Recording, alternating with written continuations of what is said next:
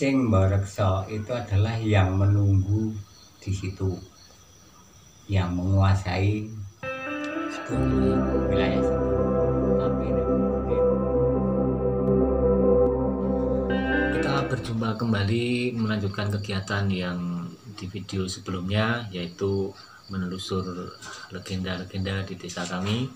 Dan beberapa waktu lalu kita sudah mendatangi narasumber yang kedua, dan di sini kita menemukan sudut pandang yang berbeda karena narasumber kami itu menggunakan pendekatan yang berbeda, yaitu dari sudut pandang batiniah.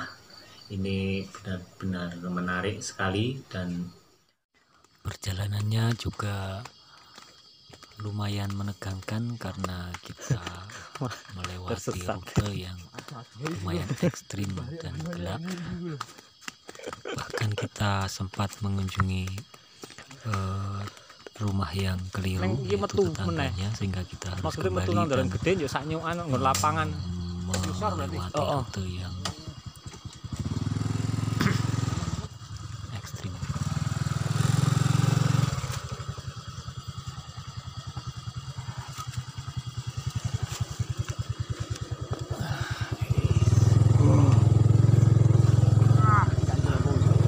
Ganjalan.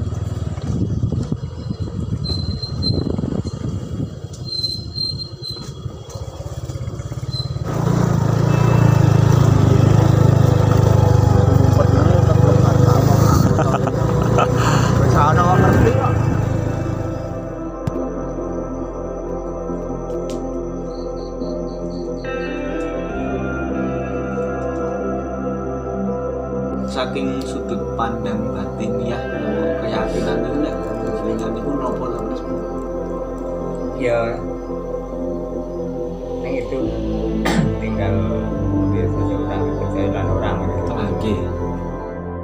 Kita mendatangi Pak Marjo itu karena beliaunya adalah salah satu abdi dalem yang selama ini adalah yang kami kenal di sini, dan mungkin satu-satunya di Purwosari, atau ada yang lain, Mas?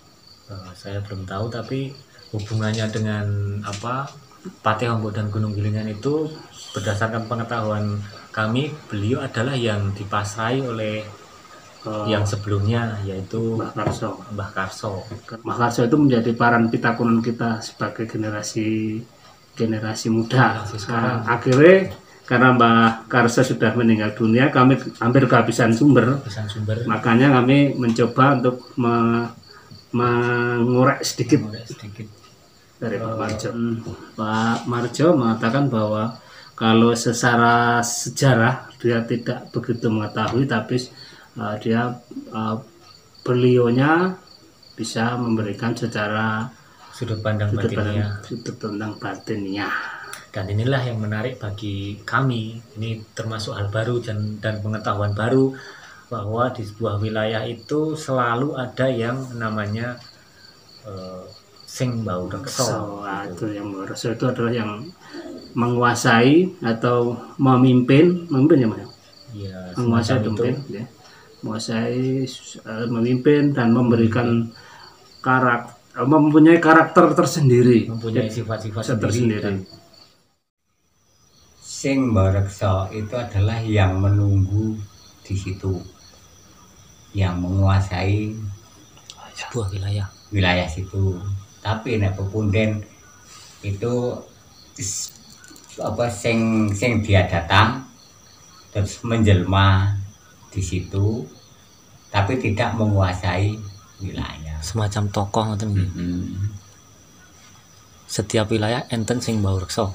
Ada. Itu pun perpeduan juga beda, makanya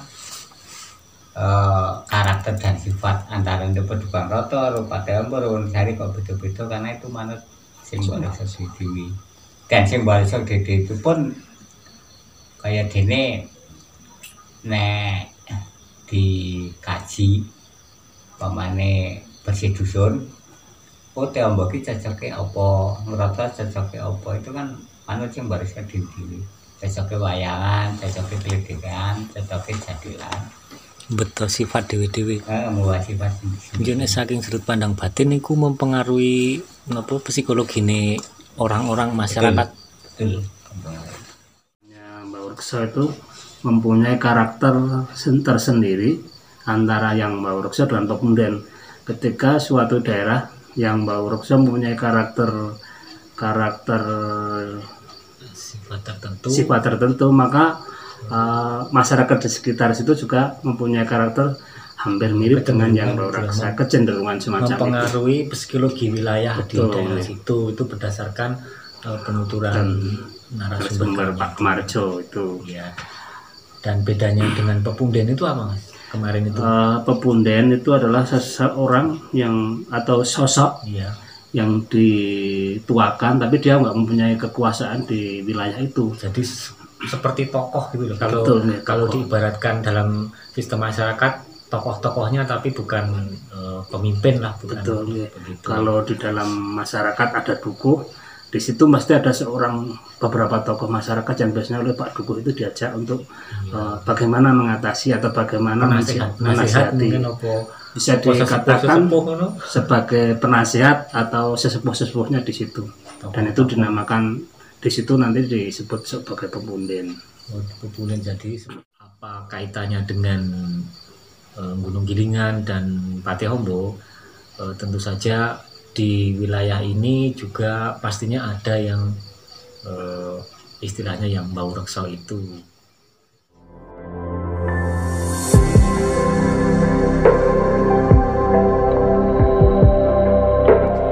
Saking sudut pandang batiniah utawa keyakinan niku nek Gunung Gilingan niku napa to Pak sebenarnya?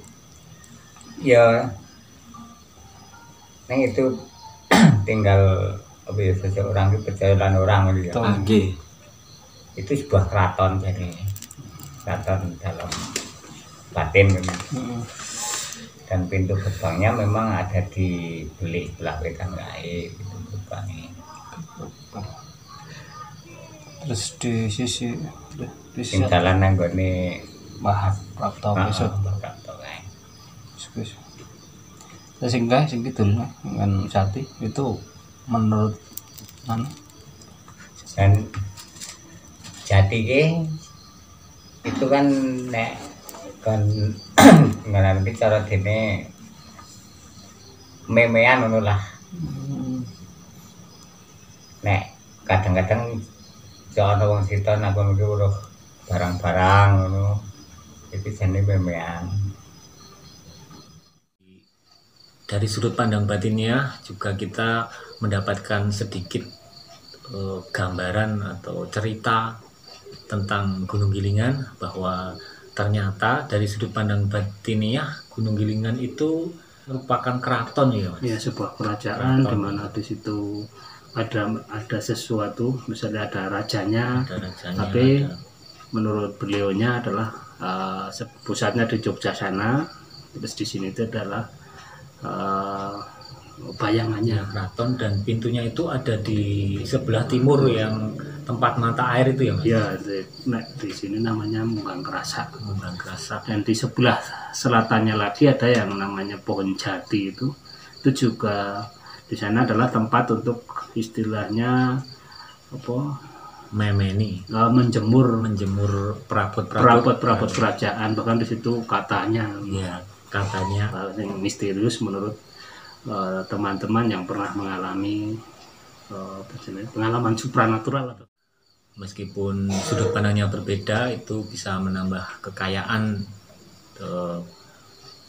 cerita-cerita yang akan kita susun itu. Dan selanjutnya kita akan mencari lagi narasumber yang bisa kita cari informasinya. Jadi tunggu cerita yang selanjutnya, legenda yang selanjutnya. Barangkali masih banyak yang ternyata kita sendiri yang orang-orang wilayah sini saja belum tahu.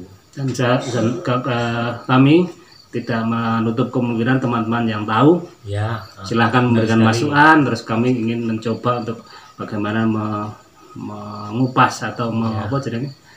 merangkum. Dan itu nanti untuk episode berlanjutnya, dan kritik dan sarannya kami tunggu.